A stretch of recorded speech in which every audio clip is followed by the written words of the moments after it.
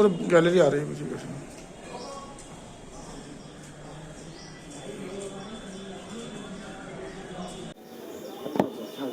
बरेली शहर में पिछले 5-6 महीने से मेरा अंदाज़ ये है कि कम से कम 2000 से ऊपर पेड़ों को साफ़ कर दिया गया है। जिस जिले में वन क्षेत्र सिर्फ 0.01% है, वहाँ पर हरियाली को विकास के नाम पर, हम विकास के विरोधी नहीं है, विकास भी हो और पर्यावरण दोनों में संतुलन की बात है। हम क्या दीवारों पर लिख देते हैं क्लीन बरेली, ग्रीन बरेली, क्या यही ग्रीन बरेली बचेगी? और जिस तरह से कोरोना में लोगों को ऑक्सीजन का संकट झेलना पड़ा है, तो पेड़ों को बचाने की ज़रूरत है इस समय। कल हम लोग स्टेडियम रोड पे हमने देखा कि वहाँ पर करीब 70-80 साल पुराना एक पकड़ का पेड़, उसकी शाखाएं काट दी गई थी, जड़ पे कोड़ाली चल चुकी थी। बाई चांस हम लोग वहाँ पहुँच गए थे तो उसको रुकवाया गया। उसके बराबर में एक नीम का पेड़ था। एक पेड़ पर सिर्फ इंसानों के लिए नहीं, बहुत सारे जीव जंतुओं के लिए, पक्षियों के लिए।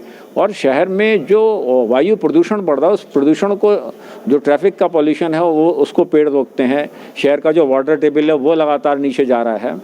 तो सुप्रीम कोर्ट का भी कहना है कि आप अगर बचा सकते हैं तो बहुत अपरिहार्य स्थिति में ही पेड़ को काटना चाहिए। आप सड़क टेढ़ी कर दीजिए, ये भी सुप्रीम कोर्ट ने कहा, लेकिन पेड़ मत काटिए। और अगर बहुत ज़रूरी है तो फिर उसको ट्रांसलोकेट करिए।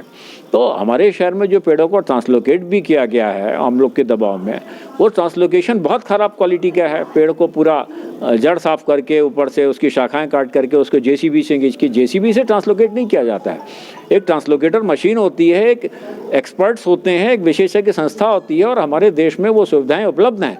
दिल्ली के ही आसपास मैंने आज नेट पे सर्च किया, नोएडा, ओखला वगैरह में कई संस्थाएं हैं जो 3000, 4000, 5000 रुपये प्रति पेड़ के हिसाब से उसको ट्रांसलोकेट करती हैं। एक मशीन होती है, पेड़ के चारों तरफ गड्ढा किया जाता है और मैं जड़ उसको उखाड़ा जाता है, उसकी शाखाएँ भी नहीं काटी जाती हैं। एक खास वाहन से उसको उस जगह पर ले जाया जाता है जहाँ ट्रांसलोकेट करना है। तो यहाँ पर जेसीबी से खींच के एक दिखावा किया गया है ट्रांसलोकेट करने का। और हमारी टीम ने वहाँ जाके सर्वे भी किया था मंजा गाँव पे। उस टीम का यह कहना है कि मुश्किल से 10% पेड़ वहाँ पर सर्वाइवल की स्थिति में है। तो पेड़ जो आपने काट दिया 70 साल, 80 साल, स्टेडियम रोड पे सेमल का पेड़, वो 100 साल पुराना पेड़ था। जो महिला थाना से बरेली कॉलेज के रोड जा रहा है, चर्च के पीछे, वो बहुत पुराने पकड़ के पेड़ थे, जहाँ पर दिन में, गर्मियों के दिनों में ठेले लगते थे। लोग, रिक्शे वाले, जो श्रमिक वर्ग है, वो वहाँ पे थोड़ी देर राहत की सांस ले लेता था। उन सारी चीज़ों को आपने समाप्त कर दिया। आगे जो अप्रैल, मई और जून का महीना आएगा, तो मुझे नहीं लगता कि हमको कार तो छोड़िए, स्कूटर खड़ा करने की भी जगह मिलेगी।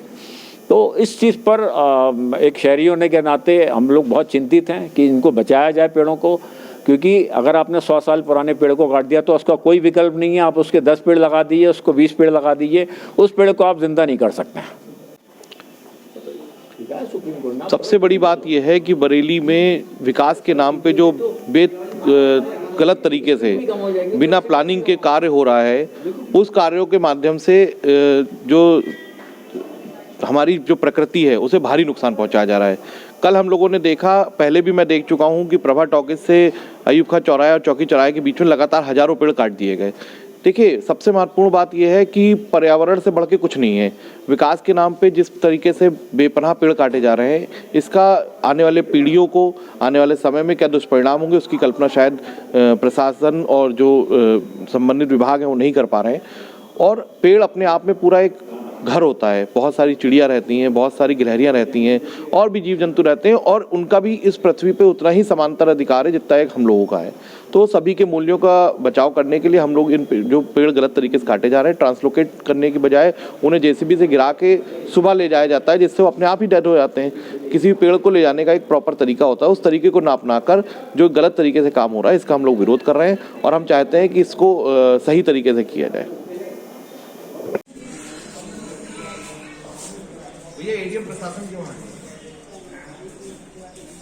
एडीएम प्रशासन क्यों हो गया?